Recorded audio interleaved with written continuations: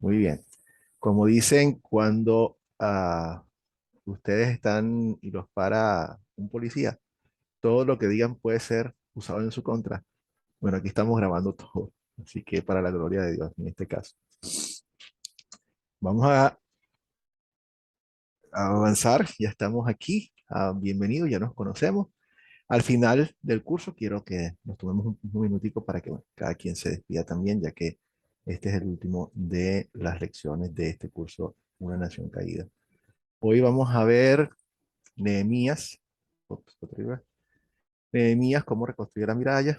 Tenemos para nosotros los capítulos 1 al 4 y también el 6. Y vamos a ver cómo Dios sigue llevando a cabo su plan de salvación para su pueblo, que finalmente somos nosotros, ¿no?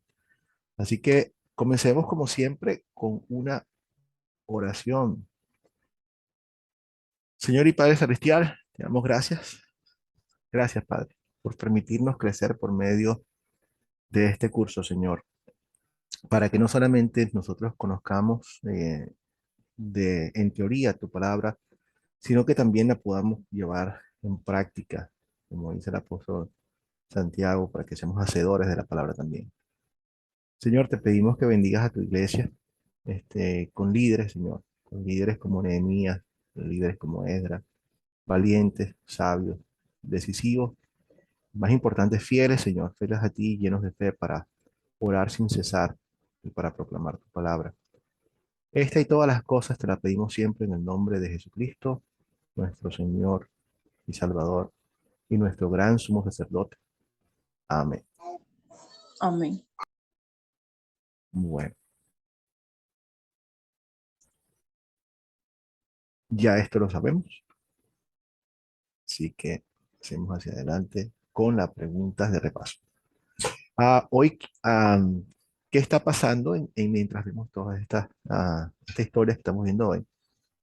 Estamos viendo que dentro del pueblo de Israel se está dando algo importante. Hay una reforma. Y entonces vamos a tomar el tiempo para profundizar un poco sobre las reformas, no todas, pero algunas de las reformas más importantes que se han dado en la iglesia, en el grupo, en nuestra iglesia, hablando de la comunión de los santos, históricamente, y después lo vamos a aplicar a nosotros hoy en día. Entonces, podemos hablar de varias reformas, por supuesto, estamos hablando de la reforma de Esdras y de Nehemías, por ejemplo, cuando el pueblo de Dios estaba en exilio, habían olvidado la palabra, no estaban congregándose como lo estaban haciendo antes, o sea, la situación estaba bastante crítica para el pueblo de Dios con el peligro de que les ocurriera lo mismo que pasó con el reino del norte, también conocido como Israel, que finalmente se mezclaron con las demás religiones y se formó algo mixto, se perdió la identidad ah, de Israel.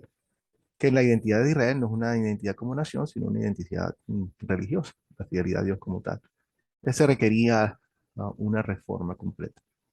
Y esa es la reforma que trajo Esdras y Nehemías, donde volvieron a la palabra y al pueblo de Dios y lo condujeron nuevamente a regresar, a reconstruir, a reformar lo que se había destruido, toda la ciudad de Jerusalén que estaba en ruina. Ellos regresaron.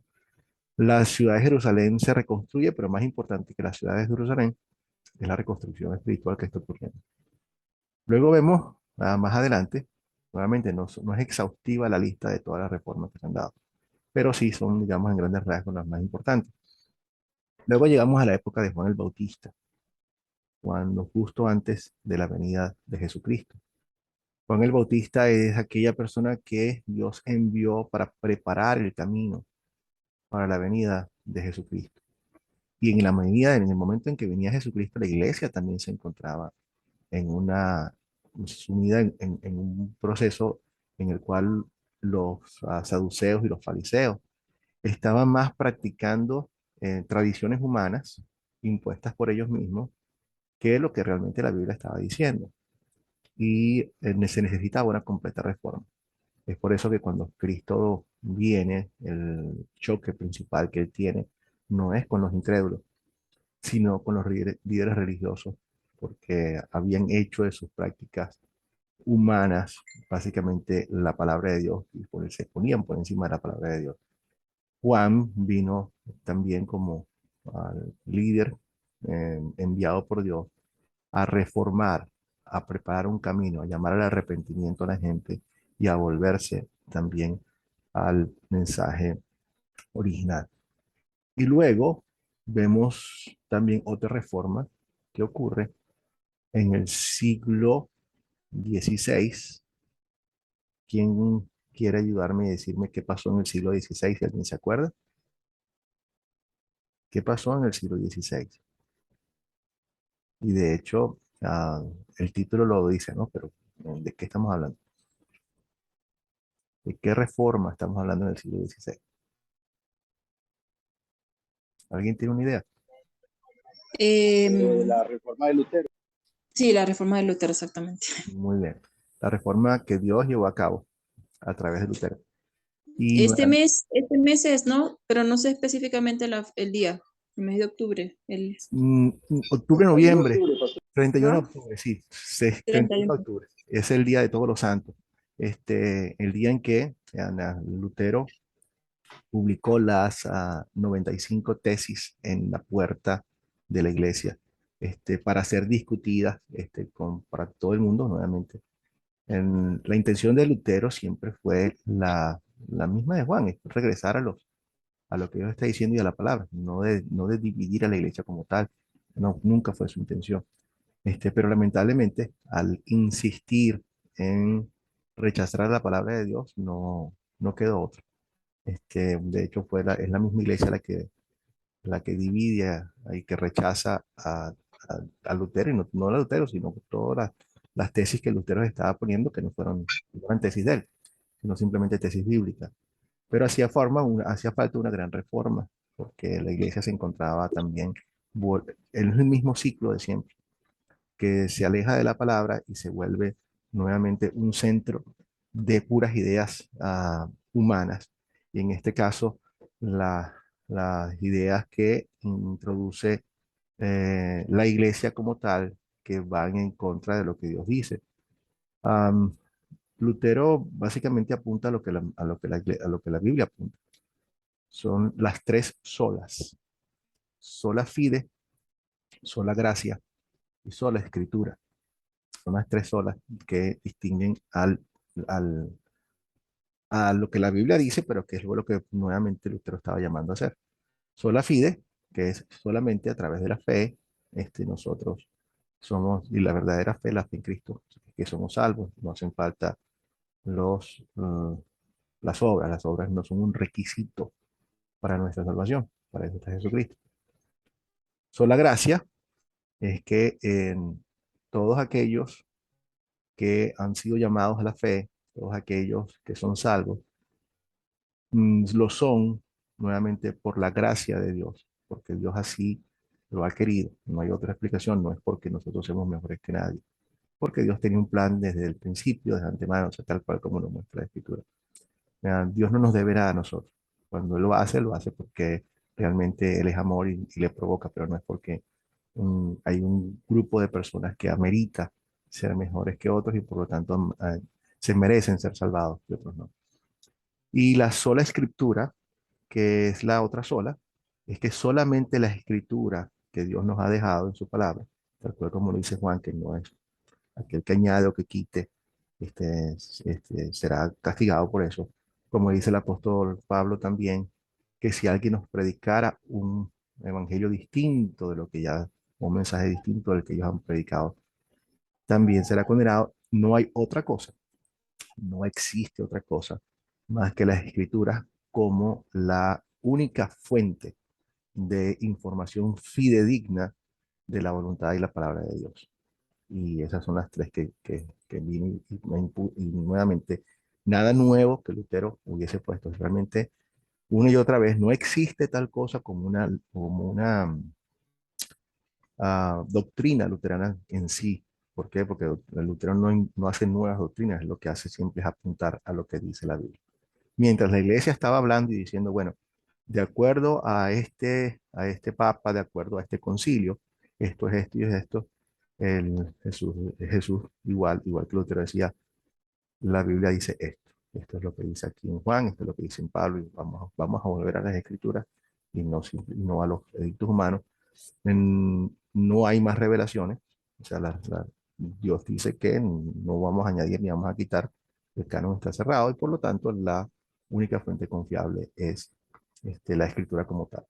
Entonces, hacía falta regresar nuevamente a eso para poder nosotros, y Dios utilizó, Lutero no fue el primero, o sea, Lutero tuvo la bendición de que en el momento que nuevamente estamos viendo como en la historia, Dios mueve todas las cosas para el beneficio de su pueblo.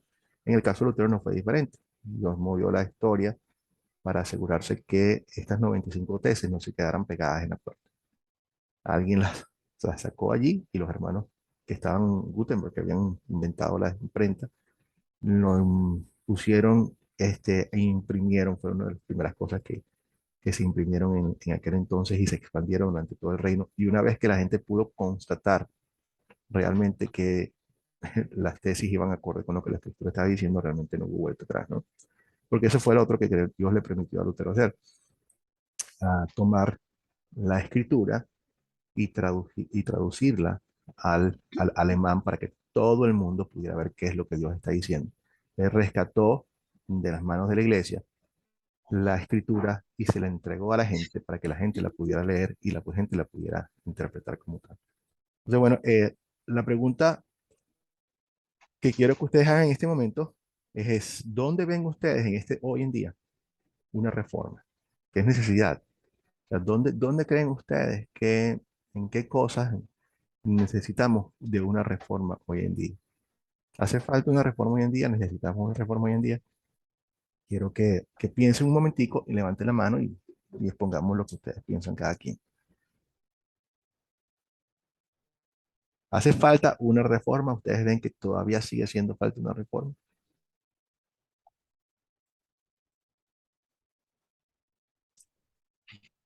Levanten la mano, no todos, bueno, tómense unos minutos para platicar, pero sí. Daniel, hermano, dígame, ¿dónde usted ve una necesidad de una reforma?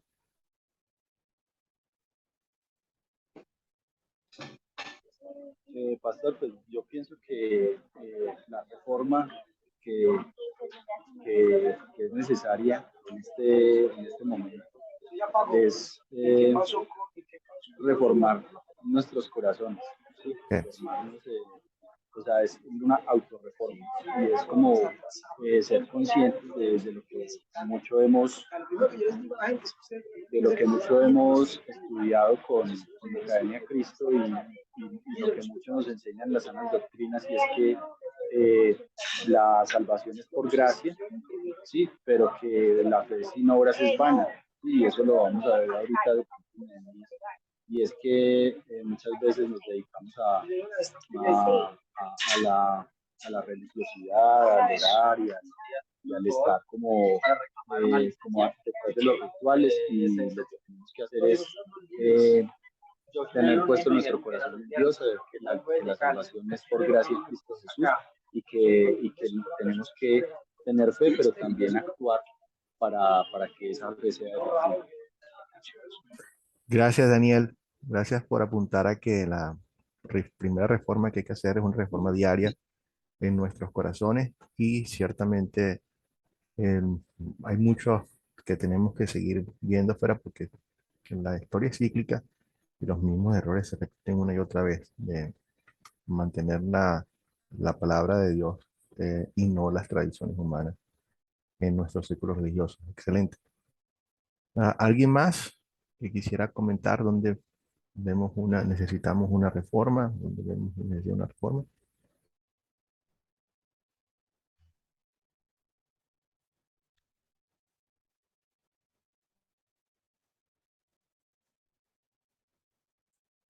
Siéntanse libres. ¿Alguien? Daniel, nuevamente. No, creo que estaría dando la mano. Carola, Claudia, nuestra amiga gringa en español, por favor. Carmen. Profesor, o sea, yo coincido con Daniel porque la reforma que tenemos que hacer es en nosotros y es diariamente, porque pues, la palabra ya está ahí, ya la Biblia ya no necesita, ya está, ya Jesús hizo el sacrificio en la cruz. Amén. Excelente. Bueno, no, alguien muy sabio dijo que no hay nada nuevo bajo el sol. ¿Saben quién fue que lo dijo? No hay nada nuevo bajo el sol. Salomón, el rey Salomón. Rey Salomón. Y realmente no es simple, o sea, es cierto, no hay nada nuevo bajo el sol. Am, Podemos tener nueva tecnología, podemos tener nuevas cosas, pero los problemas de fondo son exactamente los mismos. A través de la historia las cosas son igual, la envidia sigue siendo envidia, el pecado sigue siendo pecado, o sea, nada cambia. Todos los seres humanos somos predecibles en muchas cosas porque tenemos nuestra naturaleza pecaminosa y somos seres humanos, o sea, no hay otra cosa. Entonces, muchos de estos problemas persisten y persistirán hasta el último día. Se agravarán, como dice ah, la Biblia, que va a pasar, que en los últimos días Jesús dijo que se iban, el amor de muchos se iba a enfriar. Y saldrán, dice, cuídense de los falsos profetas, vendrán muchos diciendo aquí y allá, y hay que tener cuidado. Entonces, significa que realmente no hay nada nuevo. O sea, vamos a ver esto mismo una y otra vez, donde nos vamos a alejar de la palabra en práctica y en conocimiento y práctica en ambos lados.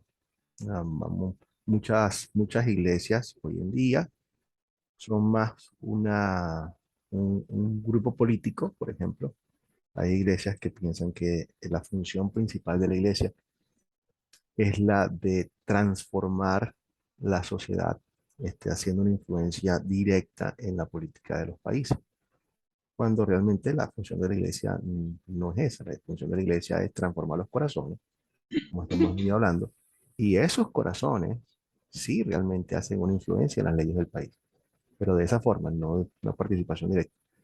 Lo otro es nuevamente cuando se niega la palabra de Dios por el consenso de lo que piensan la gente, lo que los expertos del mundo puedan decir, los científicos del mundo puedan decir.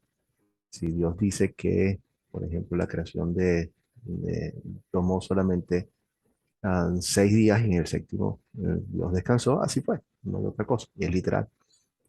Si algún grupo de científicos tiene alguna duda con eso, yo lo puedo entender, pero al final del día yo entiendo quién tiene la razón y quién no. Si Dios dice que el matrimonio es entre un hombre y una mujer, Dios sabe lo que está diciendo. Desde el día uno hasta el día final, no va a cambiar nada de eso, de como ahora, si yo no sé, ya no me considero esto, me considero aquello, es una cuestión, un problema de cada quien, nada nuevo, es un problema que no ha dejado de ser, no es nuevo, simplemente va progresando sí, sí hace falta una reforma diaria en todos lados. Una reforma en la iglesia misma, como yo decía antes, no está diferente a lo que pasó anteriormente, no hay ninguna rama, ninguna denominación eclesiástica que no se encuentre hoy en día comprometida en general con todos estos pensamientos humanos. Am, Nuestra función es la de seguir siendo primero nosotros, alimentarnos a nosotros mismos, cuidarnos, como le dice el apóstol Pablo a Timoteo, cuida la doctrina que tienes para que seas salvo tanto tú como los que te escuchan. Entonces nosotros queremos principalmente, o sea, nuevamente asegurarnos de que nos estamos alimentando puramente para mantenernos en la palabra y al mismo tiempo en amor, por gracia, no es que no somos especiales, pero por gracia extender y seguir brillando hasta el momento en que Dios venga, porque ya viene y viene pronto. Entonces, sí hay una gran necesidad de todo esto. Ahí hace falta un llamado al arrepentimiento, todo el mundo tal cual como siempre, permanente, como lo hizo Juan el Bautista, la necesidad de arrepentirse. Hoy en día, si se dan cuenta, muchas de las cosas que dice que claramente que son un pecado, la gente no solamente no quiere reconocerlo y arrepentirse, sino todo lo contrario. Ahora se promueven como un punto de orgullo. O sea, no es que yo tengo este problema, y tengo que batallar con él, sino que ahora tengo que hacerlo abiertamente, practicarlo y sentirme orgulloso. Y todo el mundo tiene que entender que eso es parte del orgullo. Como dice nuevamente, nada nuevo. Se enorgullecen de cosas de las cuales deberían sentirse avergonzados. Nada nuevo bajo el sol, pero eso es lo que estamos viendo y necesitamos llamar al arrepentimiento con la intención no de simplemente cambiar la conducta. La conducta cambiará o no cambiará dependiendo de la pelea que se dé. Algunas veces vamos a morir con esos problemas. Pero lo más importante es que cuando se llama al arrepentimiento para la confianza en Cristo, y para el perdón que se recibe, que viene con él. Bueno, muy bien. Am, Hay bastante necesidad, comenzando por nosotros, de reformarnos diariamente y conformarnos más bien a la palabra de Dios y no a nuestra propia necesidad. Ah, ok, entonces pasemos hoy a considerar nuestra historia de hoy, Nehemías. Y en nuestra historia de hoy, ¿quiénes son los personajes de esta historia? Profesor, déjame hacer ¿cómo es? Una propaganda aquí. Ajá, Casualmente tenía mi celular del lado horizontal sí, y estaba Nehemías y usted tenía la carita de Nehemías era la suya. en serio. Pero es por la posición del celular, me dio mucha risa. Bueno, ojalá yo fuese no sé, no creo que le llegue ni al 1% a Nehemías. Y sin embargo, ciertamente, esto sí es importante, o sea, sí, yo no llego ni al 1% a Nehemías, pero en lo que sí llego a lo que Nehemías, y no es para mí, sino para ustedes también, es que Nehemías, igual que yo, igual que tú, igual que cada uno de ustedes, era un ser humano con sus defectos, con sus pecados, un ser humano escogido por Dios, por la gracia de Dios. Entonces, lo que quiero, ¿por qué? Porque es importante que ustedes entiendan. Fíjense, nuevamente, vean a todos los profetas, o sea, y van a ver una y otra vez que precisamente por eso es que la Biblia no hace ningún esfuerzo en taparle nada a nadie, porque al final del día no es que son hombres súper especiales, no lo son, sino que Dios los hace especiales, como nos hace a ti, como te hace a mí. Entonces, en ese sentido, yo creo que cada uno de ustedes se sienta con la misma confianza que pudieron tener ellos. Y que también cuando tengan los mismos problemas que tienen los profetas, hagan exactamente lo mismo. Acudimos a Dios, le pedimos a Él, lloramos delante, o sea, nos arrepentimos, nos arrodillamos ante Él, porque ese es el punto.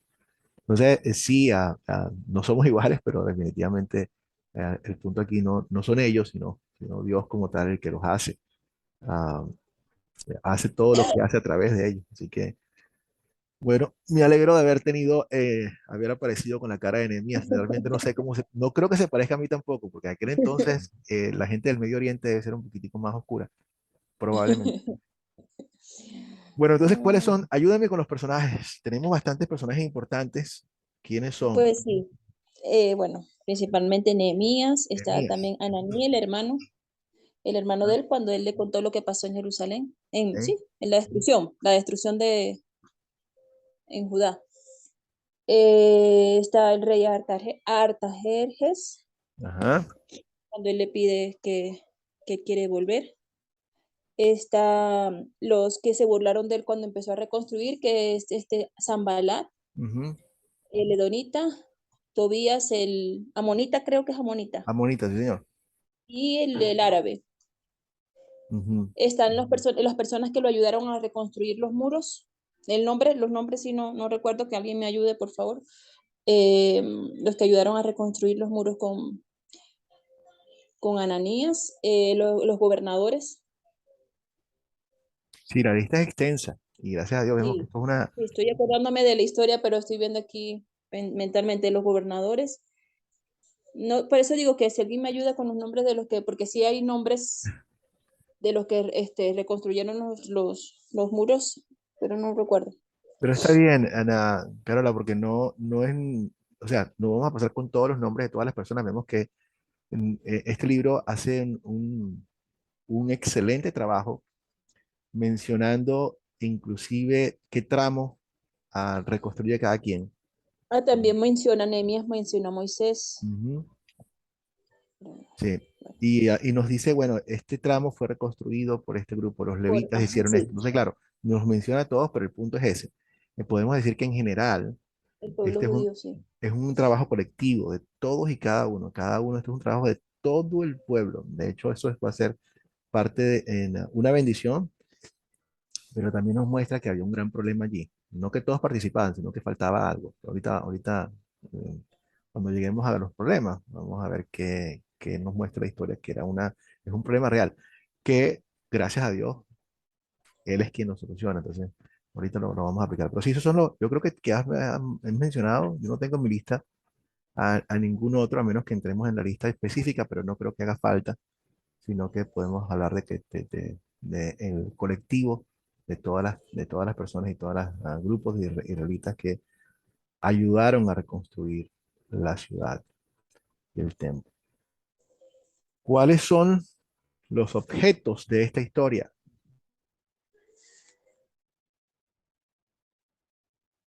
Hay varios, vamos a mencionar los más importantes. No, no tenemos que mencionarlos todos, pero sí.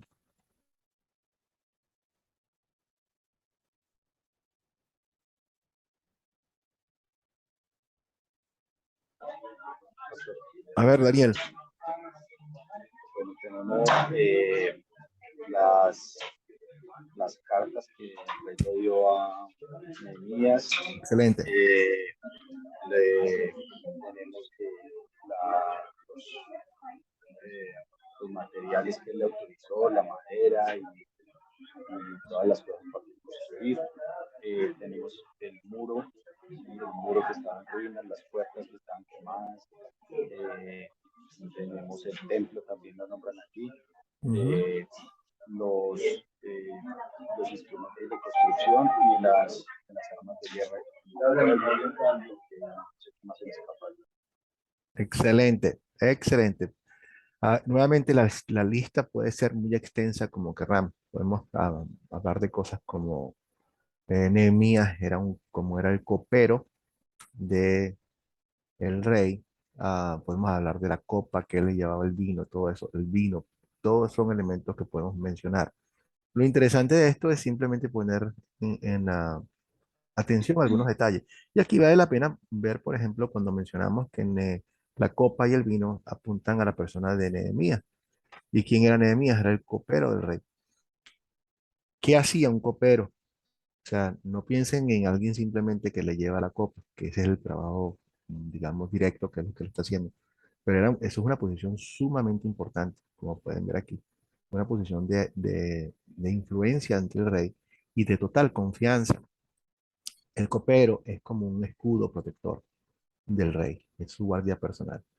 El copero agarra, por ejemplo, la comida, se agarra una de las cosas más normales y más importantes del rey, es el vino, es con lo que ellos comen, es con lo que ya prácticamente en muchos casos, no es porque siempre sean alcohólicos o nada por el estilo, pero el vino, por el alcohol que contiene,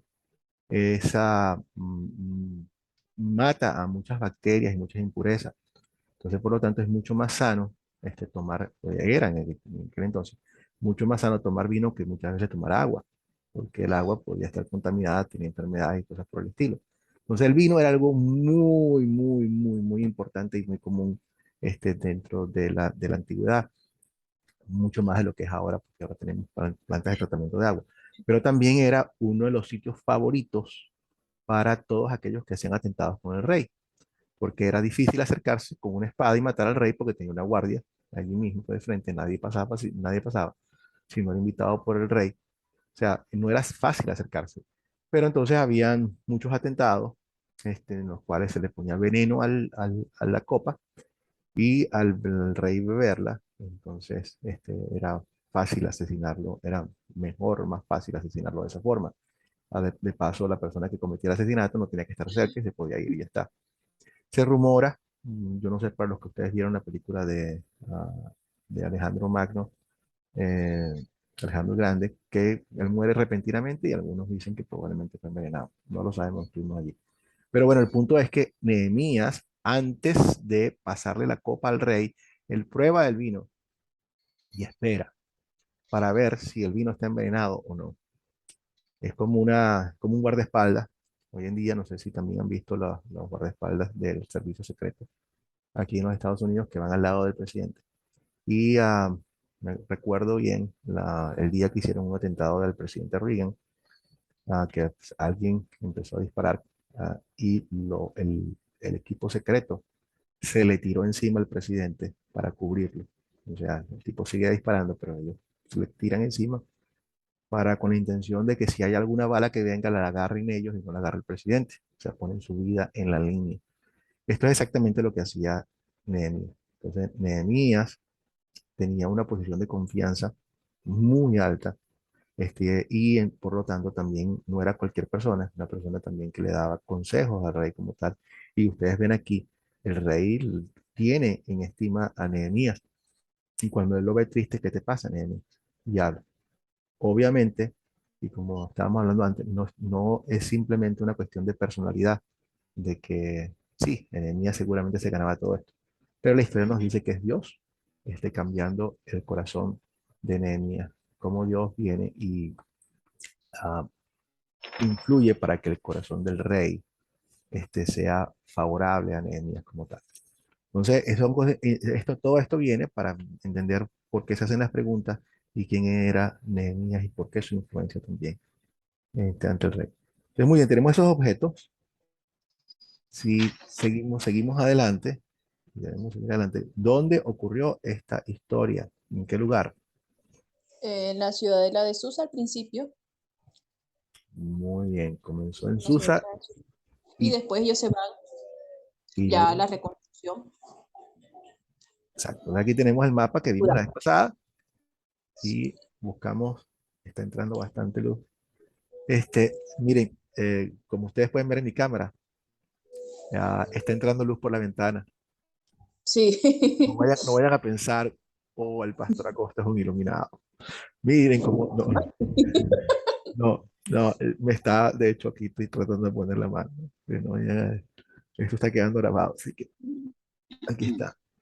Lapicito, damos el lápiz y comenzamos nosotros entonces aquí en la ciudad de Susa, capital de Persia.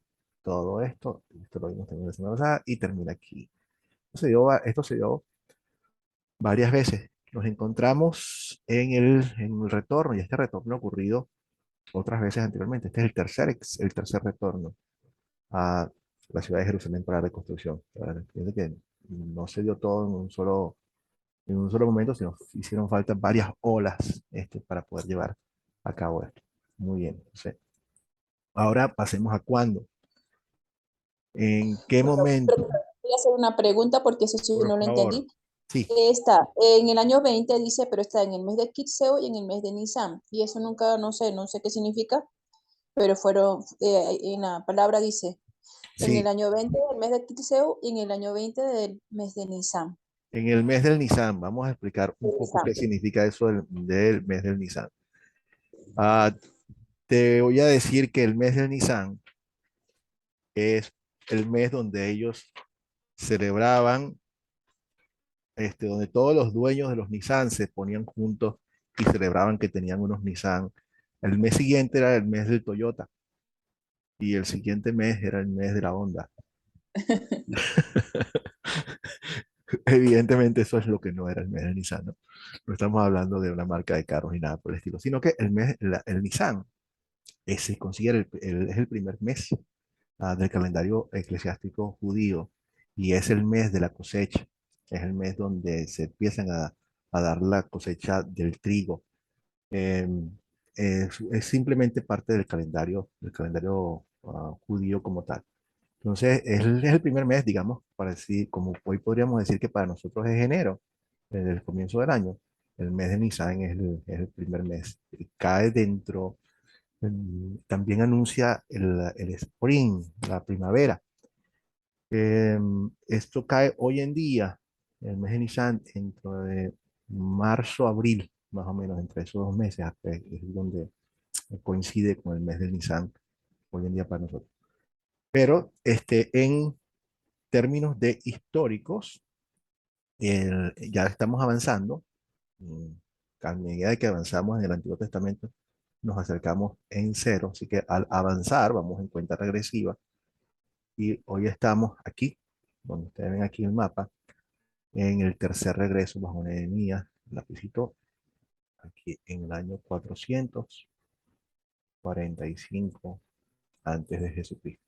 Entonces, aquí, aquí viene el primer, el primer regreso bajo Zorobabel, el segundo regreso bajo Esdras y el tercer regreso bajo Nehemías. 536 el primero, 468 el segundo y 245 el tercero. Y ya vamos viendo que nos acercamos al final de esta línea, que es aquí el 415 antes de Jesucristo con Malaquías, que sería el último libro del Antiguo Testamento, y luego vamos a entrar en lo que se llama el periodo intertestamental. Y al final hablaremos un poquitico más sobre eso. Bueno, eso fue cuando ocurrió la historia. ¿Cuál es el problema? Aquí vamos a tener chance de ver, de profundizar un poco en cuál es el problema que hoy nos Bueno, presenta. A ver, Carola. inicialmente el problema es que pues está el pueblo destruido de Israel. Está la ciudad destruida, están los muros derribados, están las puertas quemadas, Ya. no está, Sí, están en exilio, ujú, como ya habíamos hablado en las clases anteriores. Sigue, todavía sigue ahí, que están dispersos. correcto. Y creo que en el video pudimos ver nuevamente que se hace o sea, para que nosotros nos sintamos familiarizados con lo que estaba pasando en Nehemías y lo que estaba pensando. La ilustración que se da en el video es que cuando uno escucha las cosas que pasan en los países de uno, por ejemplo, yo estoy aquí en Estados Unidos, pero cuando una tragedia ocurre en mi país, me pega. Y cuando se necesita ayudar y para poder hacer algo, por supuesto, es algo en lo cual que toma un interés personal. O sea, no es algo que simplemente le pasó por allá y ni sé dónde. Yo sé a quién les está pasando, conozco las regiones y por lo tanto es algo que me interesa. Así estaba Nehemías también cuando le escuchó lo que estaba pasando con sus compatriotas, con lo que estaba pasando con su país y sobre todo al final del día es lo que nuevamente la identidad de ellos como país es una identidad religiosa. Es lo que estaba pasando con el templo, es lo que estaba pasando con básicamente con su religión, con su Dios. Y él se pone a llorar y dice algo tengo que hacer, le afecta el corazón de tal forma que fíjense que él se presenta y no era buena idea presentarse ante el juez con una cara larga. Y él no lo hace a propósito, pero simplemente se le notaba. O sea, me imagino que no era el mismo y el rey nota, ¿qué te pasa? ¿Qué te pasa, Jeremías? Cuéntame, ¿tienes algún problema? No estás enfermo, pero algo te está pasando. Y Jeremías, bueno, se encomienda a Dios porque realmente no era buena idea este, venir al rey y preocuparlo con tus cosas, sino todo lo contrario. Esas son cosas que se ocultan y no se dicen. Pero no, Nehemías abrió su corazón y vemos que Dios lo hizo y habló por él. Entonces, sí, Nehemías está preocupadísimo por lo que está ocurriendo. ¿Qué más podemos ver? Bueno, también vi en la lectura que el pueblo estaba como desanimado y Ujú, Nehemías también cuando llega allá a decir que van a reconstruirlo, que él dice, miren ustedes el favor que Dios hizo en ponerme a mí como copero, de hacer como dice usted, que el rey tenga buen ánimo conmigo y que volvamos a reconstruir la ciudad. Entonces ellos cuando escucharon eso, pues sí tuvieron como ánimo y empezaron a hacer todo, a orar y a hacer pues. amén. Sí, yo creo, Carola, que lo que estaba pasando nuevamente, esta es la tercera ola. Y yo pienso que cuando mandaron la primera ola, ok, ya se va a reconstruir, no se pudo. Mandaron la segunda, o sea, entra el segundo grupo, tampoco. Y habían buenos líderes, pero no termina, como que no camina. Y quizás Sí, entonces ellos estaban diciendo, esto no va a caminar nunca. O sea, verdaderamente, esto no va a funcionar y ya estaban otra vez down, am, nos va a pasar lo mismo que el Reino del Norte. Y necesitaban una reavivación completa. Eh, Sí, Nuevo ánimo, sí, señor. ¿Alguien más?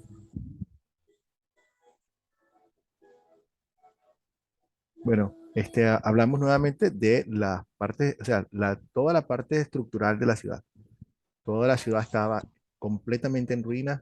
El pueblo, el templo. bueno, otro problema, ay, me acordé de otro problema, sí, porque es que estoy rebobinando en la historia, que cuando ellos estaban construyendo, llegaron de las otras ciudades como a amenazarlos y ellos tuvieron miedo. Y Nehemías le decía, no tengan miedo, acuérdense quién es nuestro Dios. Entonces, parte del problema es la gran oposición, no solamente todas las ruinas, porque una cosa es que están, que realmente hacía mucho que hacía falta una reconstrucción, pero encima de eso había una oposición feroz de parte de todos los vecinos del área. Y esa oposición es real y no crean ustedes que simplemente por envidia ni nada por el estilo, sino que era importante para los vecinos que el rey Israel no reconstruyera los muros, porque si el rey Israel reconstruyó los muros, puede tomar otra vez el auge que tuvo cuando lo tuvo con el rey David, con Salomón, y al final del día puede venir en contra de nosotros. O sea, los enemigos son enemigos por siempre, en estos casos, y Sí. hasta el día de hoy ustedes ven que el pueblo de Israel es uno de los pueblos que siempre ha estado siendo bajo ataque de todas las naciones, entonces no es nada que se desaparezca de un día para otro. Entonces tenemos una gran oposición a todo eso, tenemos una desmoralización, ah, tenemos un problema también de que hay pocos recursos y poca gente. O sea, vieron como, es impresionante lo que Dios hace aquí, pero no había nadie que no, esto era una empresa nacional, todo el mundo colaborando y todo el mundo prestando el trabajo para poder hacer esto, pero no había suficiente gente para una reconstrucción de este tamaño. De hecho, al principio los mismos vecinos dicen, no, ustedes están locos. O sea, se ríen y se burlan. Ustedes, o sea, ¿qué van a hacer aquí? Ustedes no pueden hacer absolutamente nada. Y lo toman a la ligera. Cuando después más tarde ven que la cosa va en serio, entonces se preocupan más y ya no se burlan, sino que ahora planean atacarlos y aniquilarlos como tal. Pero era una gran amenaza para el resto de la ciudad. Entonces, bueno, ¿qué más podemos decir? ¿Alguien quiere añadir algo más del problema? Profe, eh, bueno, hay que tener en cuenta una cosa, y es Ujú, que el remanente, los que llegaron anteriormente, habían reconstruido el templo. ¿Sí? El templo estaba ya reconstruido, pero las murallas no las habían podido reconstruir. Y a lo que me refería ahorita al principio cuando hablaba de la vecina, es precisamente tiene que ver con eso. La parte espiritual, digamos, la conexión con Dios estaba allí ya lista para ser, digamos, usada, pero eh, la protección de la ciudad, eso que hacía como que el pueblo fuera fuerte, no había podido ser reconstruido. Y lo que yo entiendo es que ellos llevaban muchos años ya allí y la obra del templo no había podido avanzar. Entonces, cuando llegó Nehemías y le dio ese empuje y puso en acción al pueblo y hizo toda esta gestión y se pudo reconstruir eh, el muro en 52 días, o sea, en un tiempo récord para una estructura y una obra tan grande, a pesar de que fueron atacados y a pesar de todos los problemas. Entonces, muchas veces tenemos que tener eso en cuenta, o sea, que no solamente es ser religioso, no solamente es estar orando y no solamente es estar ahí como la ritualidad, sino que también hay que entrar en acción. ¿Sí?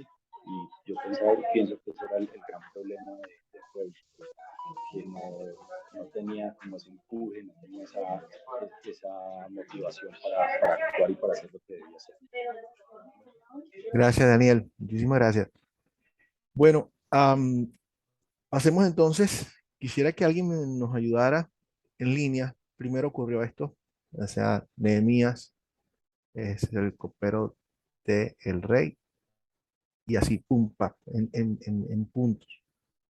Grandes rasgos, ¿qué ocurrió? Si alguien quiere hacer un resumen rápido de cómo nos vamos, por supuesto, no vamos a tomar más tiempo cuando hagamos esto en las 4C, pero ¿qué ocurrió?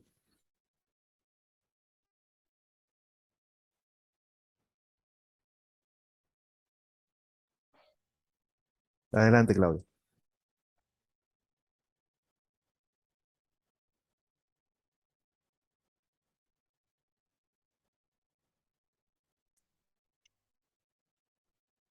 ¿Quieres, Claudia, ayudarnos con los eventos? O sea, en grandes rasgos, ¿qué ocurrió?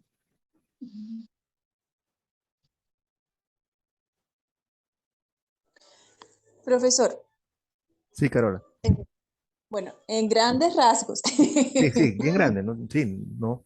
Primeramente, Nehemías va a Ananí a visitarlo y le cuenta pues lo que pasó en Jerusalén, que está todo destruido, las puertas están quemadas y él se siente mal y ora a Dios eh, por, por esa situación, por su pueblo. Dios coloca en el corazón del rey que lo escuche y le dé ánimo y le dé le dé permiso, no ánimo, no, el permiso para él poder regresar y reconstruir los muros. Ujú. A pesar de que hubo eh, por los países vecinos, hubo burla y hubo también amenazas de que podían volverlo a atacar, ellos pudieron reconstruir los muros. Excelente. Sí, esto no fue nada casual. Volviendo al tema de Nehemías como copero. O sea, para que ustedes vean como nuevamente la Biblia no nos deja duda de qué pasó. Dice que Dios dispuso el corazón del Profesor, y rey. otra cosa de Ujú, eso, de copero, por ejemplo, en este caso, Nehemías era el copero, ujú. era la reina, se volvió reina. O sea, Dios siempre pone al lado de un rey como, como alguien para que una persona, ¿verdad? Una persona capaz para poder, bueno, capaz no, porque eso lo hace Dios, no todo lo hace Dios, pero en el sentido, coloca siempre a alguien para poder completar eso que él prometió. Sí, lo que hemos hablado en esto siempre es que Dios actúa a lo largo de, o sea, usa aún Usa su- personas que son hasta enemigos de Dios y de su pueblo para llevar a cabo su plan, los usa. Entonces él mueve la historia nuevamente. Pero para que tengan una idea, ¿no? La posición de Nehemías era una posición que tenía una ventaja y una gran desventaja. La gran ventaja, como la pueden ver, él estaba cerca del rey y podía hacer una influencia. Muy bueno, excelente. Pero al mismo tiempo, la gran desventaja es que como es una persona de tanta confianza, para el rey dejarlo ir, oye, eso es difícil. ¿Por qué? Porque Sí, Nehemías, ya va, tú te vas a ir y ¿quién me va a servir a mí de copero? ¿En quién confío yo que realmente está haciendo su trabajo? O sea, mi vida me la puedo estar jugando yo aquí. O sea, si tú te vas y no tengo un buen copero o alguien en el cual no es de confianza, yo puedo terminar muerto. Eso no es cualquier cosa. sí. Entonces, era difícil que a Nehemías era quizás probablemente, entre comillas, fácil que el rey le diera permiso de reconstruir y mandar un poco de dinero y cosas por el estilo, pero dejar ir a Nehemías, que era una persona de confianza, de esa forma no era nada sencillo. Pero Dios movió todo esto. Y al final vemos lo que ocurre. Llega, llega él, hace la ronda por la ciudad y anima a todo el mundo, a pesar de las burlas de todos los vecinos, y, y se organizan. Y cuando ya vienen al punto de que están a punto de terminar, que los van a atacar, porque los iban a atacar, como buen líder, se encarga de poner guardias y mostrar que ellos están preparados. La gente trabajaba con una mano y con la otra estaba con la espada en la otra mano. O sea, si nos vienen a atacar, estamos listos. Pero con toda y esa dificultad, había poca gente, tan pocos recursos, y encima ahora tienen que prepararse y defenderse. O sea, no era nada fácil. Pero bueno, vemos que de esto se trata no de la tenacidad del pueblo de Israel, sino lo que Dios puede hacer con el ser humano. Y Dios es grande. Muy bien, ¿se resuelve el problema que mencionamos? Sí, no, ¿cómo? ¿Cuándo?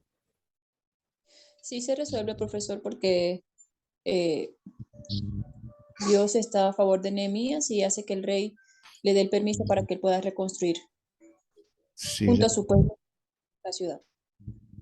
entonces el problema de la reconstrucción del templo y de la reconstrucción de la ciudad se hace. El rey le da permiso, el rey le da hasta recursos para que lo haga y se hace muy bien. ¿Qué más? ¿Cómo podemos ver? Esta es la parte humana, digamos, cómo Dios resuelve este problema. ¿Qué más se resuelve? Pues, profe, como lo decía ahorita, el problema se resuelve, sí, y se resuelve, o sea, Dios eh, pone todo, pone los medios, mueve los corazones, dispone las situaciones, pero el problema se resuelve a través de la acción de Nehemías y del pueblo. Y lo que yo he visto mucho en la actuar del Señor es que con nosotros es que Él siempre nos pide que demos ese paso, que, que nos movamos, que hagamos lo que a nosotros nos corresponde hacer, lo ordinario, para Él hacer lo extraordinario. Entonces, como tú lo decías, eso es lo que nos corresponde a nosotros y me parece pues, que el Señor actuó ahí de una forma maravillosa, pero a través de Nehemías y del pueblo. Gracias, Daniel. Sí. Ah, detrás de la mecánica de cómo se hicieron las cosas, esa es la mecánica. La mecánica es que el rey ordena y lo deja allí y le da recursos. Esa es la mecánica, pero detrás de eso es quién realmente produce, la fuerza que produce todo esto, y ese es Dios. Dios protegiendo a su pueblo, Dios disponiendo el corazón, Dios colocando a Nehemías allí en una posición como esa, sirviendo. Estas son unas posiciones importantes y políticas. Vemos cómo nuevamente hablamos un poco de la reforma en que la iglesia como tal, no es la función de la iglesia hacer cambios sociales, pero si Dios pone a los individuos para que como individuos brillen y hagan cambios y tengan una gran influencia. Esto es uno de esos casos muy directos. También vemos Daniel y otros casos más. Hay, hay varias aplicaciones, después lo podemos hablar un poquito sobre si un cristiano puede pertenecer al gobierno, ¿no? Pero bueno, creo que la respuesta aquí la podemos ir viendo, ¿no? Entonces, sí, Dios los protege de todos sus enemigos, Dios mueve los corazones y les da la fortaleza para hacer esto en un tiempo, como mencionó Daniel, en un tiempo récord. Lo que no se había podido hacer en años, se pudo lograr en un tiempo récord. Y eso no es ah, por un esfuerzo humano. O sea, Dios se encarga de mostrar que Él es el que está haciendo todas las cosas. Y así como se reconstruye o sea, la ciudad, se reconstruye el pueblo espiritualmente. Hay dos reconstrucciones llevándose a cabo. Ya, no es simplemente una obra arquitectónica, es una reconstrucción como de ánimo, de ciudad, de futuro. Y la forma de decir Dios, lo que yo he prometido va a continuar. Y ya vemos que después de esto viene la espera hasta que se manifiesta el cumplimiento de la promesa de Dios.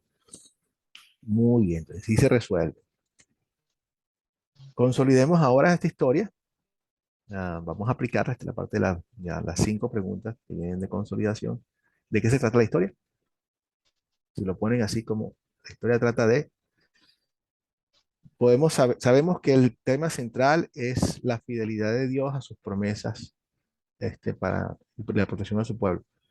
Eso es el tema central, digamos, de toda la Biblia, este, y aquí en particular. Pero si decimos de esta sección de qué se trata, podríamos ponerle un De título la a esto. reconstrucción de los muros de Israel. Ok, muy bien, Carol. Entonces digamos que esto trata de la reconstrucción de las murallas de De las Jerusalén. murallas. Pero hay algo más, no solamente esto, porque em, aparte de la reconstrucción de la muralla, hay una reconstrucción que también está llevándose a cabo, que es importante, que era lo que hablábamos que estaba pasando con el desánimo que había y una rededicación nuevamente a la palabra de Dios. una erradicación de la religiosidad y de la fe en el pueblo. Entonces, esta parte es más importante inclusive que la reconstrucción del templo. Entonces podemos decir que durante el regreso del exilio de Babilonia, Nehemías dirige a los judíos a reconstruir las murallas de Jerusalén y dedicarse nuevamente a la palabra del Señor.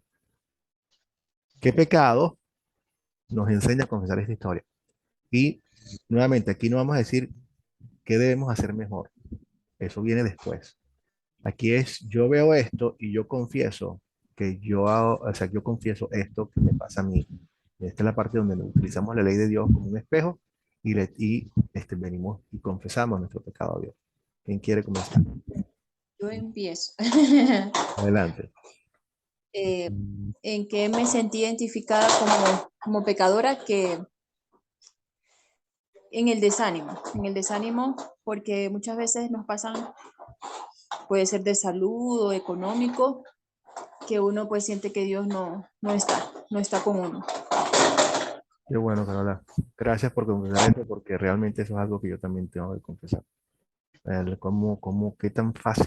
Qué tan fácil se me hace desanimarme cuando, a pesar de conocer profundamente las promesas de Dios, pero como Sí. ser humano no estoy exento tampoco, y creo que ninguno. Muy bien, gracias, Carola.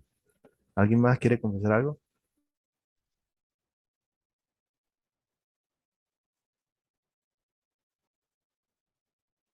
¿Alguien?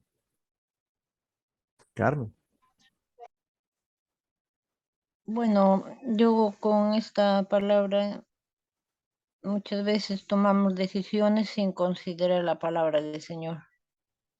Ya, Sin- es- ya, sí. Sí, Carmen, nosotros estamos llamados a meditar todo a través de lo que Dios quiere y su voluntad, y a veces hacemos eso. Muchas veces tomamos decisiones sin tomar en cuenta.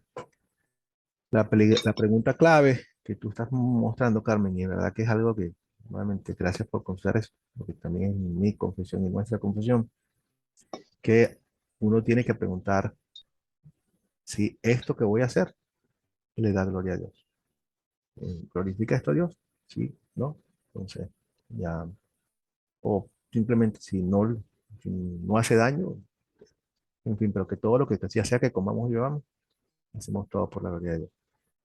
Yo les puedo decir que yo confieso que no confío en Dios cuando tengo una obra delante de mí, ah, grande, muy, muy grande como tenían. Cuando yo veo a estos israelitas que tienen que reconstruir todo esto, parece y no solamente parece, realmente, para ser honesto, podría ser una tarea imposible, pero ahí es donde yo también confieso lo mismo, porque parece una tarea imposible, porque para mí es imposible, pero para Dios no es imposible. Yo confieso que no confío en forma diaria en el poder de Él para hacer las cosas que Él quiere que pueda hacer.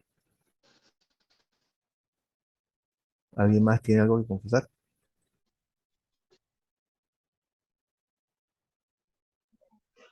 Yo confieso, profe, que muchas veces esperamos la obra de Dios y nosotros no hacemos lo que debemos hacer. Muchas veces el Señor está esperando que nosotros demos ese paso de fe, que nosotros tomemos acción para Él respaldar lo que nos manda hacer. Y a veces estamos esperando allí como con las manos abiertas, pero no hacemos la parte nuestra y pues ahí se queda reflejada la bendición. Bueno, gracias, Daniel. Bueno, definitivamente todos nos hacemos eco de todo esto y es importante. Y si confesamos nuestro pecado, ahora viene la mejor parte. Con un corazón arrepentido como lo tenemos, Dios es fiel y justo para perdonarnos y purificarnos de toda maldad. ¿Dónde veo el amor de Dios en esta historia?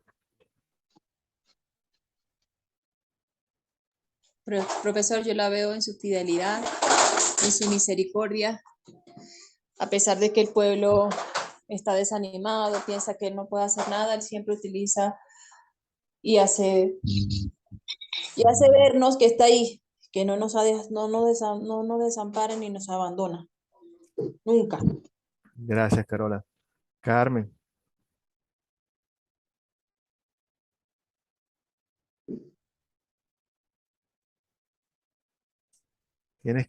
Carmen, tienes que activar el micrófono.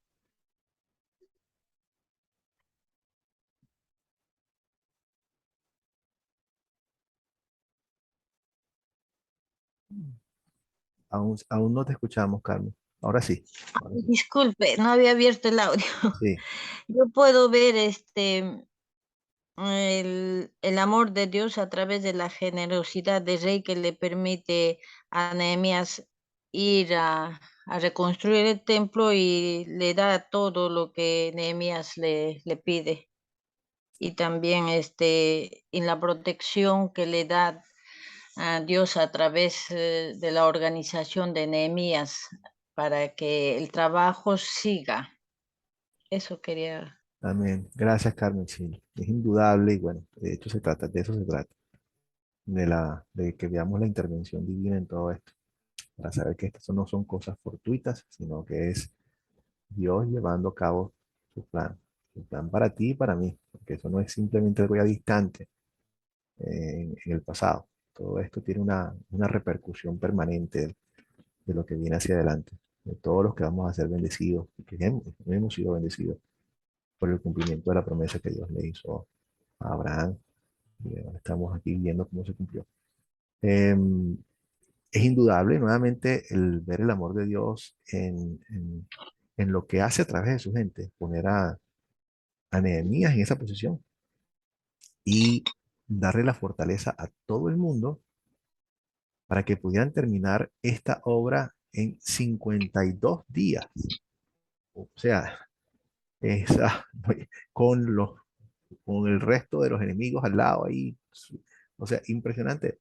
Y no hay una explicación humana que no sea que todo eso es lo que Dios dice y lo que Dios hace. Dios se encarga. Y con Dios se puede hacer no lo ordinario, sino lo extraordinario. Porque para Dios no hay nada imposible. Y nos da confianza. Miren las cosas que Dios puede hacer a través de su gente. O sea, utilizó las manos de su pueblo para esto. Así que imagínense ustedes, hermanos, que estén aquí, lo que Dios puede hacer a través de ti. Solamente hay que dejarnos guiar y confiar en Él, que Dios está haciendo cosas importantes. Bueno, muy bien. ¿Qué nos enseña a pedir y hacer por gratitud a Él?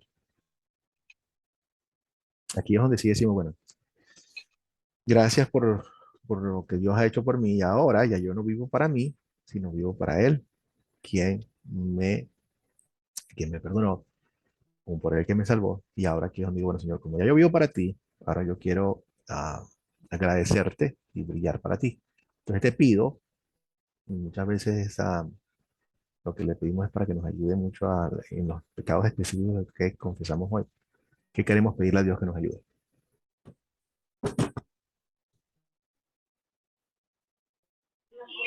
Profe.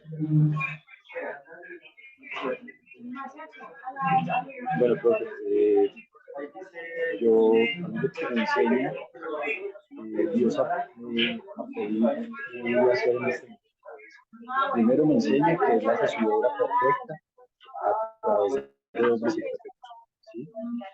Y segundo, me enseña a pedir que pongamos el carácter de Cristo para que, como lo hace él siempre, nos ponga a sus hijos por cabeza y no por cola.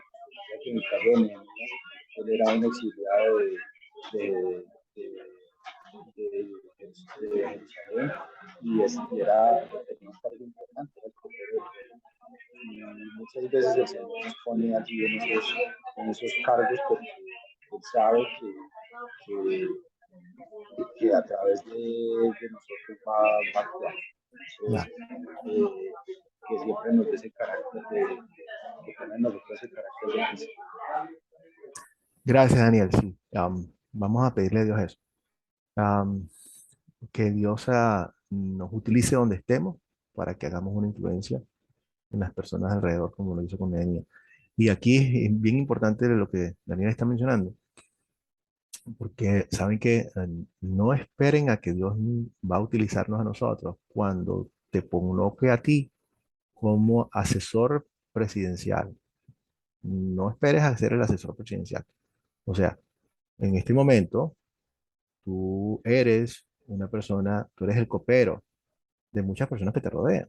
Tú eres una persona influyente en las personas que te rodean. Y en ese sentido, empecemos a hacer nuestro trabajo con las personas que nos rodean para ser influyentes en ellos y sobre todo guiarlos en la palabra. Para eso estamos, para, para que este conocimiento, para que esta fe se difunda, sea contagiosa y nosotros podamos guiar a todos los demás. Muchísimas gracias, Daniel.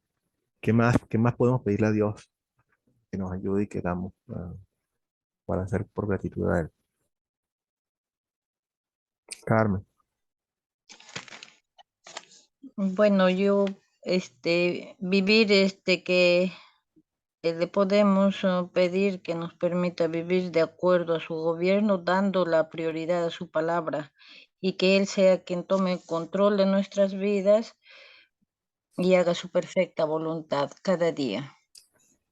gracias, Carmen, gracias. Dios es el alfarero, nosotros somos el barro. Padre, moldéame, moldéame, Señor. Haz lo que quieres hacer conmigo. Ayúdame a seguirte.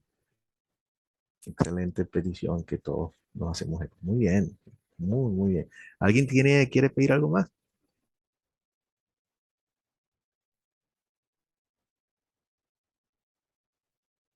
Bueno, 5. ¿En qué momento sería bueno para compartir este mensaje? La palabra de Dios se puede compartir en todo momento, eso es cierto, pero hay puntos donde hay historias bíblicas que son más específicas para circunstancias específicas. Entonces, en este caso, ¿dónde creen ustedes que sería un buen uso de esta lección en particular?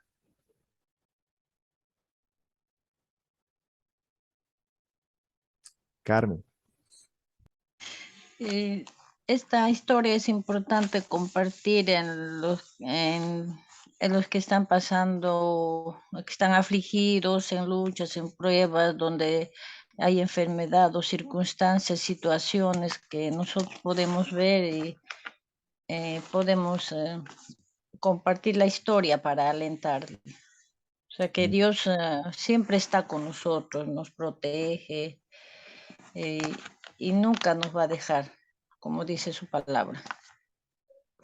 gracias, Carmen. Cuando la gente esté afligida y esté pasando por dificultades, excelente, es un buen sitio, un buen momento.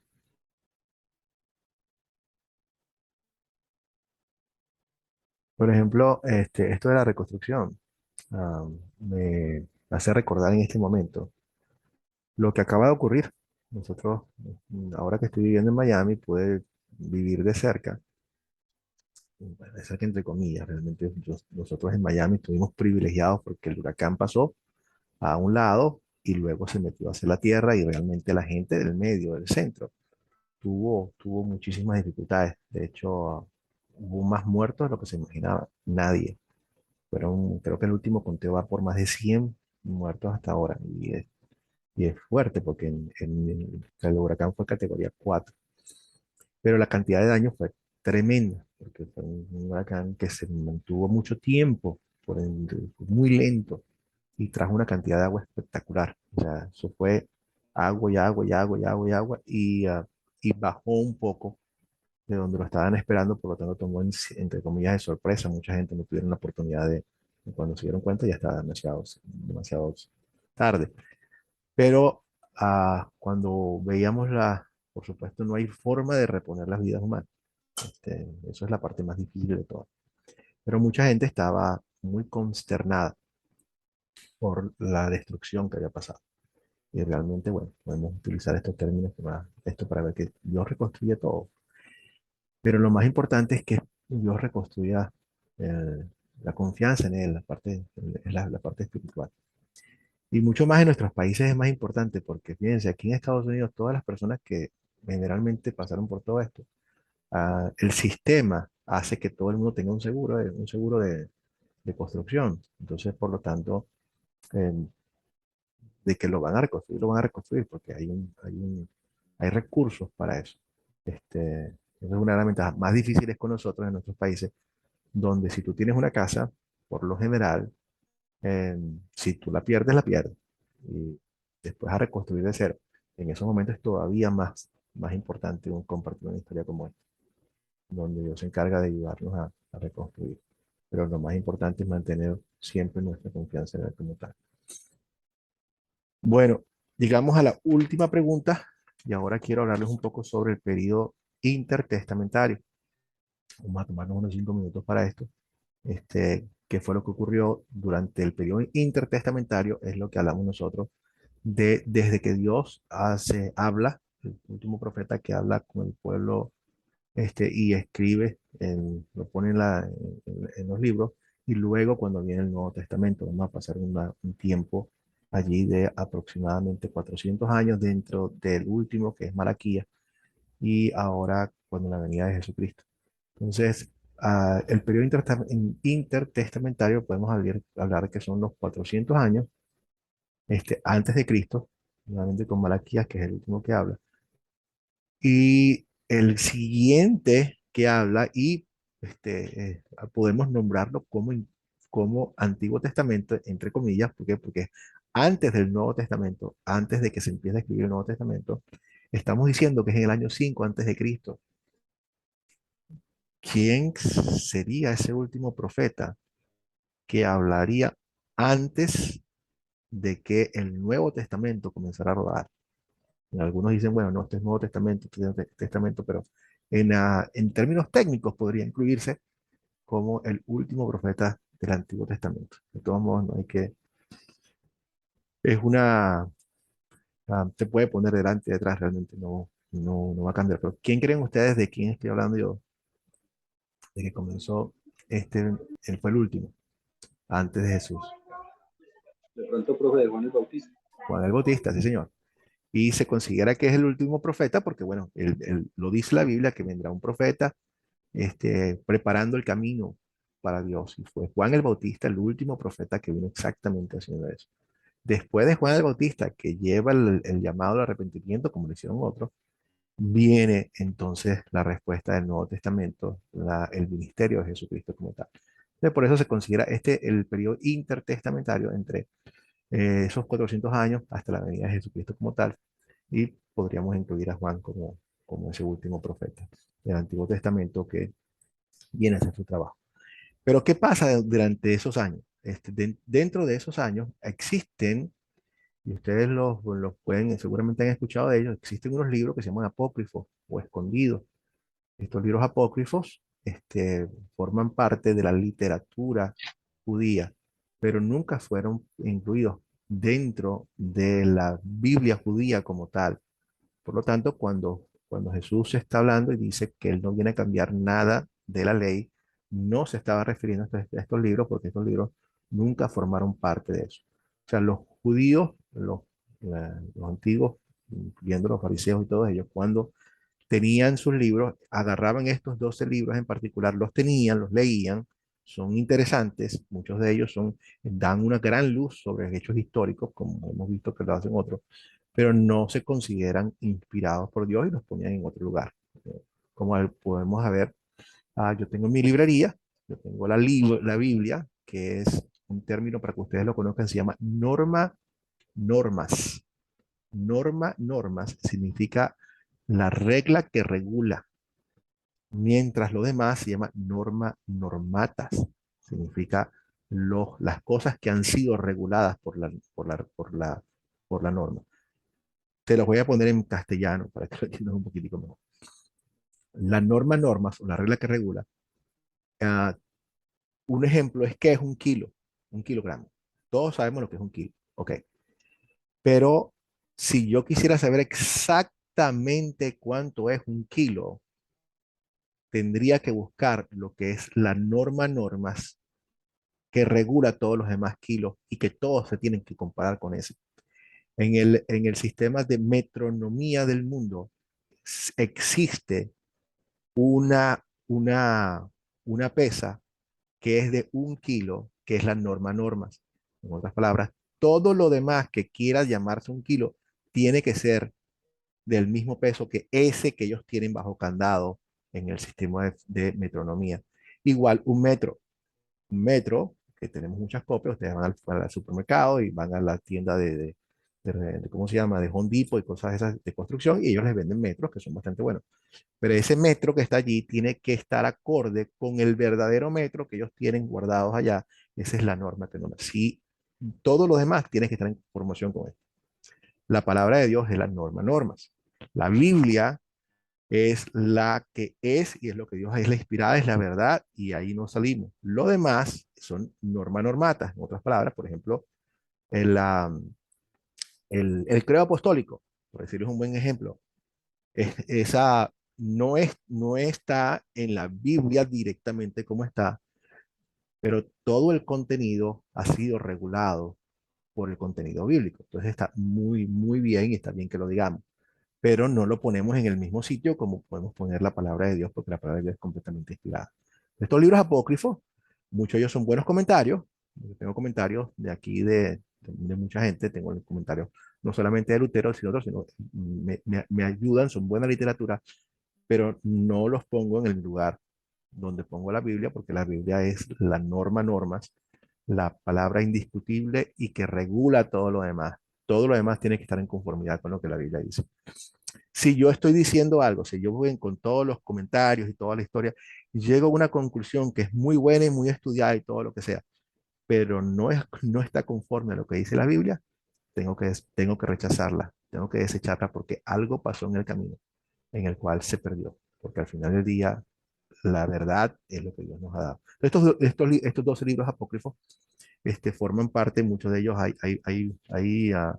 de esta literatura. Hay libros muy buenos, muy interesantes, como el Macabeos, por ejemplo, que nos muestran lo que ocurrió en el año 167. Hubo un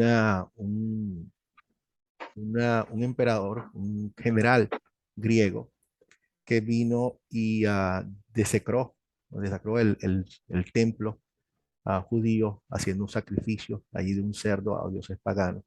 Y un grupo, una familia judía, los macabeos, organizaron una revuelta y pudieron hacerle frente y limpiaron el templo. De ese momento, bueno, ahorita vamos a hablar un poquito más de eso, lo que es el Hanukkah. Pero bueno, estos libros están allí, también hay libros que hablan de lo que ocurrió durante esos años, que nos sirven de bastante valor histórico, pero no necesariamente, no tienen el mismo valor de lo que los libros canónicos. La Biblia católica creo que los pone dentro de la Biblia y eso es confuso porque entonces da la impresión de que estos libros son bíblicos como tal, que tienen el mismo peso y no lo tienen. Entonces, en la mayoría es la única Biblia que los tiene.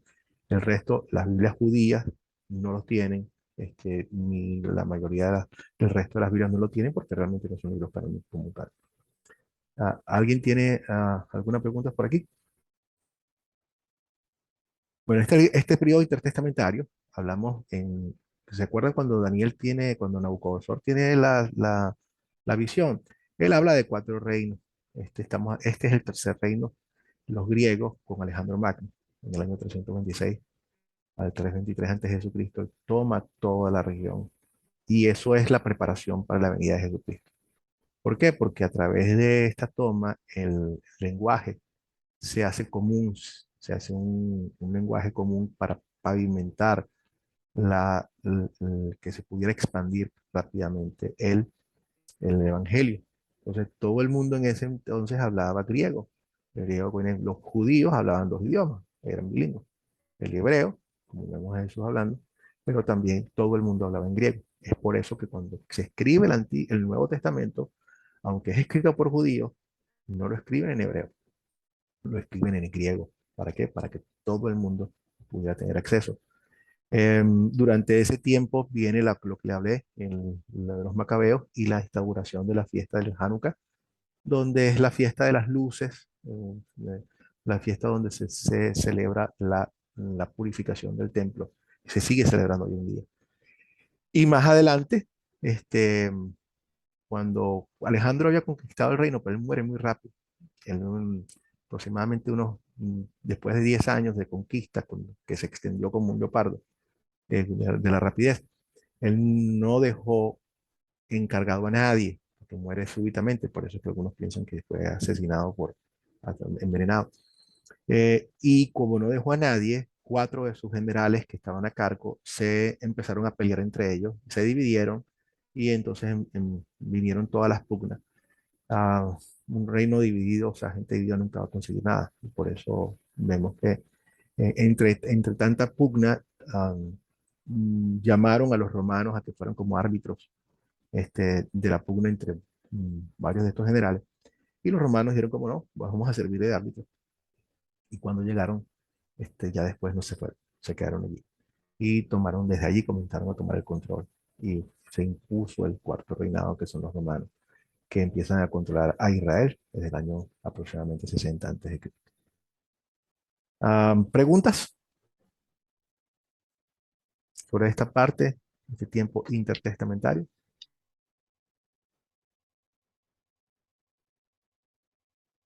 Bueno, proyecto final.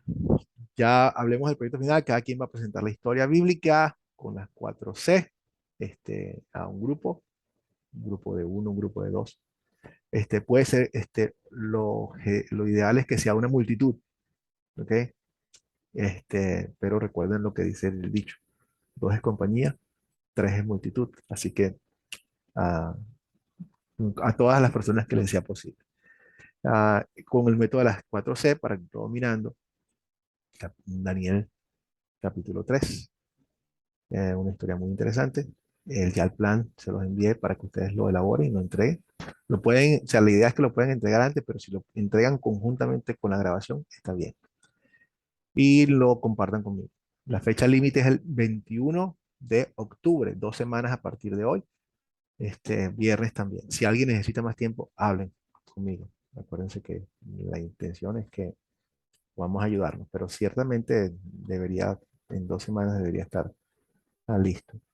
Graben secciones y hablamos de cómo pueden compartirlo. Creo que habían algunas preguntas. Pueden hacerlo por Google Drive. Ustedes tienen una cuenta de Google, tienen Google Drive. Cada vez que graben un video, pueden guardarlo en el Google Drive y luego hacerme un compartir esos archivos conmigo a través de un link y yo los puedo bajar. Eso es uno. Hay otro servicio gratuito, es idéntico a Google Drive, se llama Dropbox. Lo guardan, lo ponen en su teléfono, en su computadora, y eso es es lo mismo que Google Drive, es un archivo en la internet, en la cloud, suben las cosas allí, los guardan allí, y igual, me mandan un link, yo los bajo, igualito. Esas son, digamos, las formas más. Lo pueden hacer por YouTube. También, cuando tienen cuenta de Google, tienen cuenta en YouTube. Por lo tanto, también pueden subir los videos allí y luego me dan a mí el link, que es lo que yo hago cuando se los pongo a ustedes en los chats de WhatsApp. Yo les pongo el link que yo tengo en YouTube, las grabaciones. Esta grabación va a estar en un link. Ustedes no la tienen que bajar, sino que simplemente el link está ahí arriba y ustedes empiezan a verlo. Cualquier otra forma, hay quienes que quieren hacerlo a través de Zoom, también se puede hacer, igual que estamos haciendo aquí, lo estoy grabando. Y después se comparte el link. Si tienen alguna pregunta, no duden en comunicar, pero pueden tomar fotos también. Del mismo pueden grabar solamente el audio, lo que sea, y lo graban por segmentos para que no sea tan pesado. Pero nuevamente, comuníquense conmigo si tienen alguna dificultad. ¿Preguntas?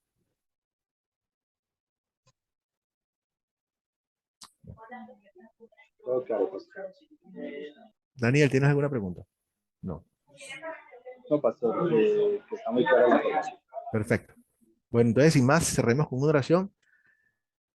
Padre, te damos gracias por todo lo que hemos podido aprender durante este tiempo, Señor. Lo más importante es que vemos que tú siempre eres fiel a tu palabra y a tus promesas. Palabras del plan que tienes para cada uno de nosotros, Señor. De acercarnos a ti, de hacernos prosperar en ti, Señor, y de tener un futuro inmejorable, un futuro eterno. Gracias, Padre Celestial, porque eso lo haces motivado por tu gracia y por tu amor. Te pedimos, Señor, que nos ayudes a siempre a aprender de todas estas cosas y a aplicarlas en nuestras vidas, a que esto no sea un conocimiento mental, sino que sea algo que nosotros pongamos en práctica, en algo en el cual nosotros confiemos día a día. Señor, los días son cortos, la noche se aproxima, el amor de muchos se enfría. Te pedimos que nos ayudes a ser diligentes y a poder compartir esto con todas las personas que tenemos a tu alrededor. Esta y todas las cosas las pedimos en el nombre de Cristo. Amén.